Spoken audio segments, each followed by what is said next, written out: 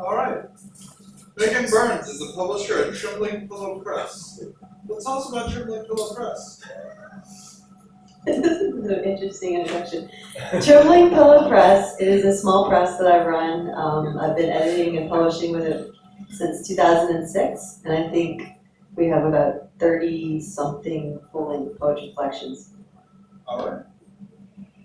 Let's see. She is the I co-founder. feel like I'm in a contest show. I will take, I don't know, something for 200.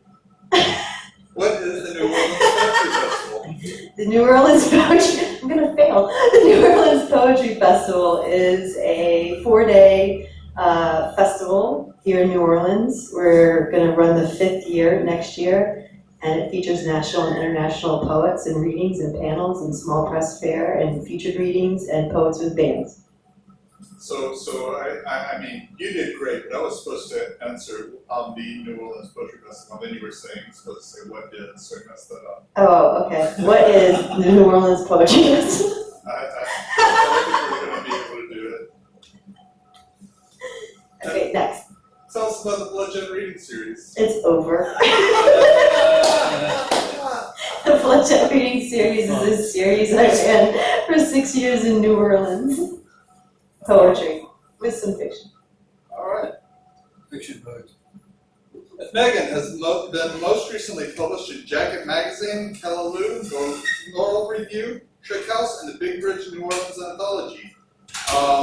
She has 2 recent chapbooks, Doll Baby, and I Always Wanted to Start Over. Her 3rd book, Commitment, was published in 2015. Horseless Press released her Twin Peaks chap, Sleepwalk With Me, in 2016.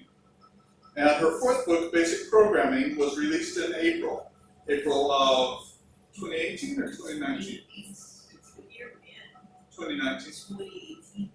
All right. Basic Programming was released in April of last year. It was. Are you going to read from that? Or? No. I thought I had instructions. So that, Oh, I didn't. did I make that up in my head? I thought we were supposed to work together. Oh, okay. No? Well, we are, but no one actually asked before. Well, welcome to Megan Burns. All right. I like to follow instructions. I like challenges. Well, I thought we were supposed to work together, so. Yeah, you So are. we did. Yeah, no one has So we did. before. Well, here we go. Here's how it's gonna work. So I did look at a lot of these paintings that you just saw. And then I thought about what I wanted to read, and I'm gonna read from this manuscript, and I'm just gonna tell you a little bit of my process too. I actually didn't know how this manuscript was gonna fit until I listened to your talk, but I knew this would work because that's how poetry works. So I'm gonna read from this manuscript that's called Beneath the Drift, and I wrote it in, this section is March 18th to April 15th, 2011. And it's in response to the BP Horizon oil spill disaster. And what I did was, the process of writing this is I wrote about 10 handwritten pages a day, thinking about water and the river, and mostly I was thinking about bodies and people that die in the river, but I was also thinking about the oil in the river and New Orleans and post-Katrina New Orleans and all these things. And so the way I think it corresponds after hearing you talk is that, one, it's about oil and water. In this case, the oil is toxic. The format of the poem itself, and I don't know if you can see it clearly from up here, but there's a horizon line on each page, and it moves around the poem.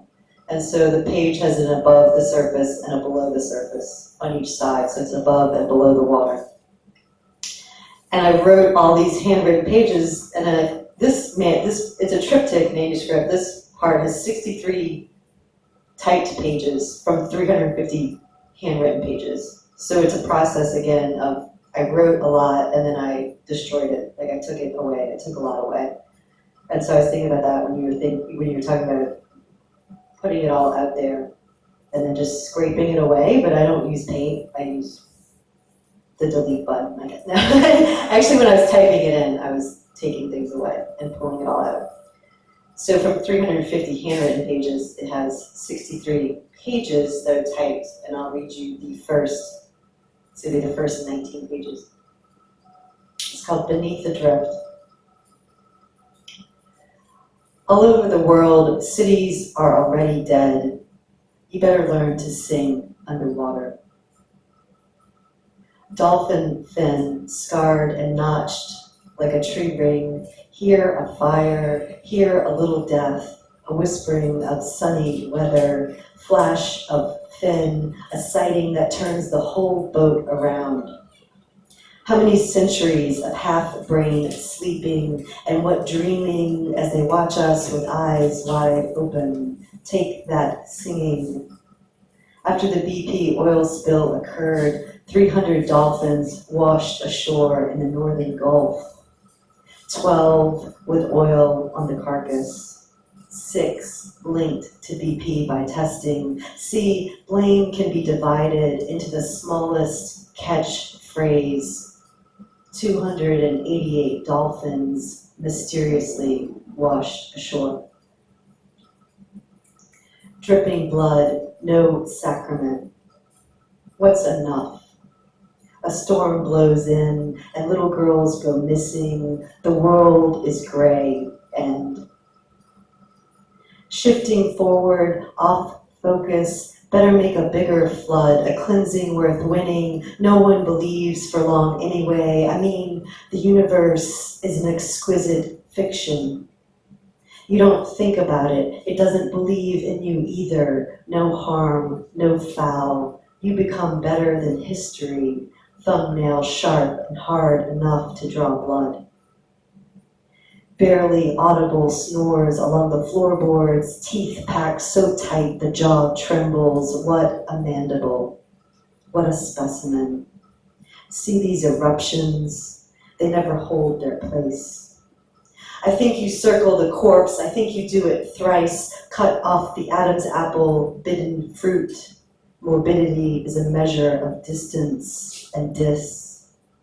To unmake the world backwards, you circle around it. There was a time of more or less tension. Click, click, click. It goes on and on, these interruptions of sound. I imagine the poet, a woman sleeping alone in a room. It has a blue hue, nearly naked walls. She spends a lot of time in her silence, where there is music, quite the opposite of this place. I like to imagine the calmness of her eyes, wrinkles around her face, the way she would look sleeping. All these books are secreting to me a message, its own truth, not some madness, but any of enough. Words add up to certain sorrow, reading like a grid, ruled as pages are in blue borders to be carried across invisible lines. Guarded by guns, caught in the system. Another disaster makes its way through the news reels. This too is not to be handled directly. The earthworms in the compost are working. Mommy, I died, he tells me at dinner. Anything to not eat. Death is just a word. You don't even get to remember how you felt about it before you knew you felt something about death. 2 rotten pears take the empty space. Now 2 fresh pears take their place. Now filled for taking out to the curb, more space being empty. She said, I don't want any form to look like me. But would you write it if it did? Today the sun rose on its half tank of hydrogen. We went on not looking for an escape route, a jettison to another planet with a light source not ready to blink out. 4 centuries, cat-masked or flayed for public consumption. He starts telling a new story with a character whose name is just a letter. And I can't help but wonder, is today the day that 500 red-breasted robins will drop from the sky? It's almost more than I can bear, this constant talking, questioning, needing. If only there was a formula for creating silence around you like a nimbus. How do you live outside of yourself. If there was an owl face the size of your own fears, the turning gaze never leaving, it took another tray of petunias, dianthus, dahlia, and lavender to fill the hole left by winter, the ground nearly cleared of cat claw vines and clover, 3 rocks for each vice. Click, click, click. Last night I dreamt of a man with a gun. He kept swinging the muzzle in my direction. I kept waiting for the sound. Then today I listened to a woman tell a story where a father sees a shotgun pointed at his daughter. He puts his hand on the muzzle, raring to divine, solitude like braces, a muttered aside, conjoined face, drooling in opposite directions, untwined. Will you call these paradise waters? Think of the eye as a familiar, what could it be more than? I love when she mispronounces long words without any hesitation, still at an age where being corrected is an everyday affair. When you think of Akhmatova, think about Iron Maidens, being pierced all along the flesh, word wounds to the core of me, ice held inside. Her face is a dish of sorrow, the ecstatic lullaby of betrayal. And to be of a place, to the bone, bone to bone, cutting it out of you. Spent a decade chasing shadows, a magic with no center. It's like this, neither here nor there. These days, I take my grandparents' honeymoon photos out, small slides with their smiling faces caught in clear squares, as if they are sliced specimens. Backlight on them, and they're lit up in Cuba, a Navy ship, a palm tree, half a century ago. All of these pages, even now, seem foreign, my handwriting dispossessed. To be as smooth as stone, as not me, as sonorous as her broken wing, in my dream, a repaired net thrown into the sea, a sweep, in prelude to the tsunami, a patched hole slips out. We had a regular understanding. There was a body under the water. There was no one touching. Further downstream, a torso discarded, missing arms and legs, a deliberate souvenir. How many bodies does the river hold in its permanent embrace? What lies in those swirling heads, polluted as our thoughts are by external inference? In the city of myself, that internal infrastructure that accepts certain vastness, certain corners where people pile up like headlines, each extinct by afternoon. You know what you can get all day? Bird songs. It's a truck backing up, the boy says. Really, it's computer-generated sound, made to imitate nature. Bird sounds, silence, conquered. Neck and neck I lick right up to the swell of you, a mouthful of rice spills out of your lips, maggots clinging to the wet side. You're sticky and white, the hand that closes my eyes down so much darker, but not dark enough. In deep shadows now they lie like all the others. Mississippi water churns at rates lives can't reach. I'd have better hands, but I don't. They had no way to pull the body clean. A tightrope walk. That bunch of boards held together on luck. You want to fill an absence, but you have to know what to fill it with. Not just another father, handfuls of rice, but always and every day I think about loss, and then I stop. There's no way to go, no thing to say. My story laid over yours like a coverlet. The baby furiously pulls the covers off her body as though they are the source for this imposed rest. pea-sized indent in the hand where the dog bit down, not too hard. Sometimes before I fall asleep, I find myself in odd conversations. The boy can't leave the ant pile alone. It responds to his touch, a pile of mad eruptions when he pokes it. The captured forms we made love to, a calendar turning down, time where we would see. What to say about the state of oil in the Gulf? Or near our beaches. In the gym today, the talk was of Japan and its nuclear reactors.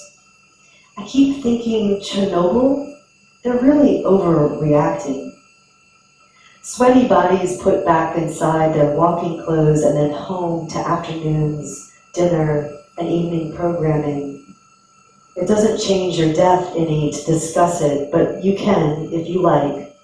You can find an online video of just about any item you would like to consider. More lizards gather around the house to lay in the sun, all summers since the hurricane. August 2005, playing in the sprinkler. She was almost 3, and her diaper was full of urine, shit, and water. I can't remember if I was upset or calm. I was 4 months pregnant, but it never feels like I was until after the floodwaters came. Where the birds stop on their flyovers, corridors of commerce en route to breeding grounds, corrupt, soggy states of cumulus and nimbus, an ocean oily, plated, soft sand pits that eke out toxic waste, a fossil record that pulls the eye of history so far back it snaps. But now their roots are much more dangerous. How do you weigh survival against the species? Is that you calling my name in a wave and a dip of your wing, a surgeon's cauterized wand, somewhat a waterbird? Am I slicing out chinks of sky? There is a river, then there is no river. Water in the latest dockets goes by a newer name, extinct like most wildlife in the coming century. We'll be dedicating our poems to animals more myth, the great white heron, crane, brown pelican. Grab an encyclopedia and thrust elbow deep, bone up on your zoology and Latin declensions for species, for kingdom, for phylum, for class, a genus, a genre, a generous heart.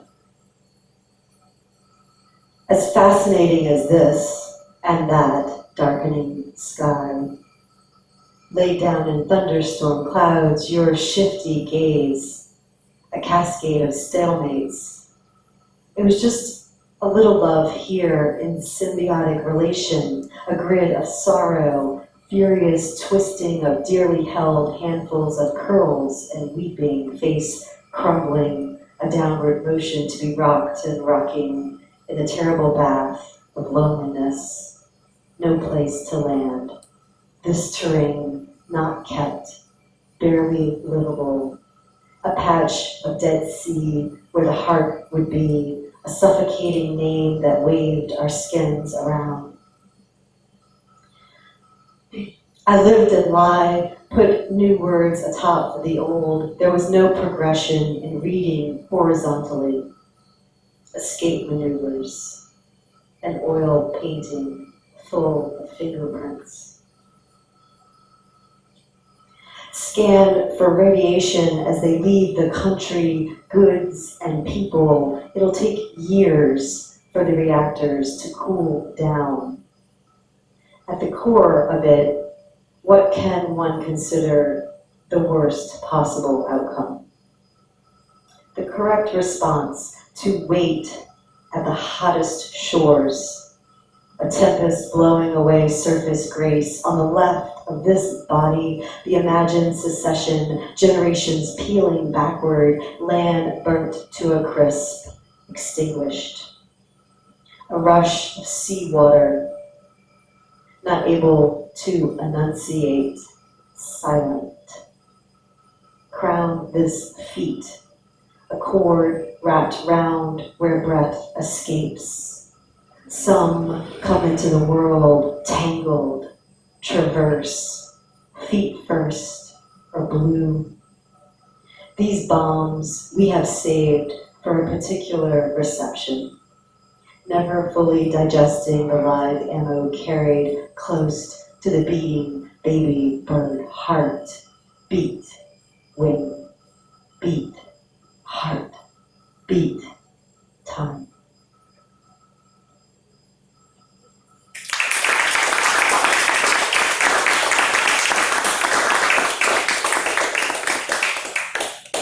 Thank y'all for coming out and listening to poetry and talking about art. And thank you to Zeitgeist for hosting this. It's awesome. Thank y'all for putting this together. And I don't know. Does anyone have any suggestions for me? I love suggestions. Any life advice? Any questions? Our questions. Yeah. More of a comment. There's an interesting thing for me. This poetry, when I've heard you read, there's a sort of rhythmic like tug that like it's almost like it's going down and down and down, like this sort of almost like water, like it's like water pressure, like through lines and like. I mean, how do you conceive of your own sort of music in your writing, or do you? Do you mean just from this piece or Well, I from mean, other? is the music inbuilt into your poetry, or do you sort of? I write from sound. I'm sound-based Okay, yeah, as a poet. Yeah. Yeah. So I don't write thinking of how I'm going to create a coherent. I guess comparing it to painting, it's like I don't write in plain air. No, I actually do write in plain air, I guess. And then, but I'm not thinking of like, let me create a narrative or let me create something that makes sense. I'm listening to the sounds of each line more. So yeah.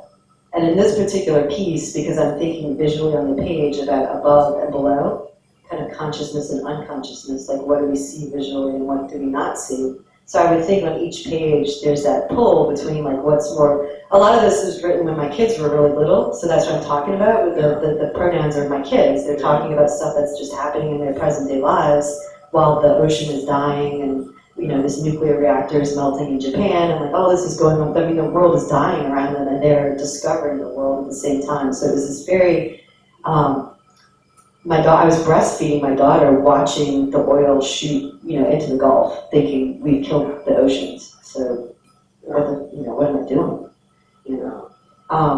But I think that pull that you feel is that sense of there's so much underwater in this. Yeah. There's so much that's subconscious and underwater layers, and then on the top there's these layers of life that we see visually, and it's just very surface. And then underneath is this very deep of like, what are we're not really thinking But about what we're also, doing. Megan, in the diction, there's a sort of trailing off, sort of reminiscent of like land erosion. It's like there's like this kind of comments. It just kind of just trails off, and it doesn't really, it's not really a sequitur to what you're going to say next, or anything like that. And I think that's part of the erasure of it when you take away. It's like you start with there's so much handwritten work, and then I'm just like pulling it away. And I think what happens is the same with the paintings. It's like, then it becomes your job to figure out, what's left there, because I'm just giving you these little pieces of things. Is the way you compose this one different from the way you compose stuff now and the way you've written other books, or is that often the way you work, or is this not a process that is particular to this? I often work with a very tight constraint like that. So the constraint was to every day handwrite 10 pages that was specifically about water. Every day I wrote 10 pages about water. For, like I said, this is one manuscript from 3. There's 3 full manuscripts from this that are each about 60 to 80 pages. So I have journal, like entire books. I have to get like 350 pages for each one of those because of the constraint. And then I would go through and I would type up Not all of it, I would kind of edit it as I was typing it, but then continually take stuff away and take stuff away, because then I was laying it on the page, thinking more, when I was writing it was just handwritten. As I laid it out in the form became the above and the below, with that horizon line. And the horizon line moves along the page, it's not static at any point. Yeah. So it's not like other stuff I read, but it's the same kind of constraint based. I always have a constraint, and then I write out of it. But your other work isn't necessarily as based as much kind of that finisher, not particularly necessarily. Nah, probably not as much as this, because I don't usually handwrite that much. Yeah, it's not 10 pages, not. Yeah, no, it was a lot of writing. But I mean, I think it was because I had small kids too at the time, so the form of the constraint was based on what you can actually do in a life when you have, you know, an infant and a 3-year-old and a small child.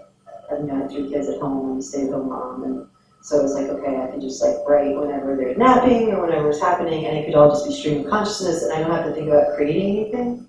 And then I could go back and I had this huge depth of like all this stuff to write, you know, and then you could just pull away and pull away. But yeah, I think it's probably more, the last 2 books I've written are more personal and more trauma based, and I think this is more, I mean, there's this stuff about my kids in here, but this is not very personal. To me, this is very much out in the world, and it's more lyrical and sound based, and it's less, it's not as hard as some of my other work for people to receive and for me to read, and the whole experience, not as hard. But it's a hard topic too, but it's delivered in a way that's very soothing and everything, like beautiful. Here you go, the world is dying. Here's a beautiful word to encapsulate that. Yeah. But thank you for this opportunity, because I never really published these anywhere. I think one of these is a chapbook, but I never published them. It's very different, I think, from maybe a lot of stuff I write. And so it was cool to go back and be like, wow, here's something I can read. And that's been a while. Thank y'all.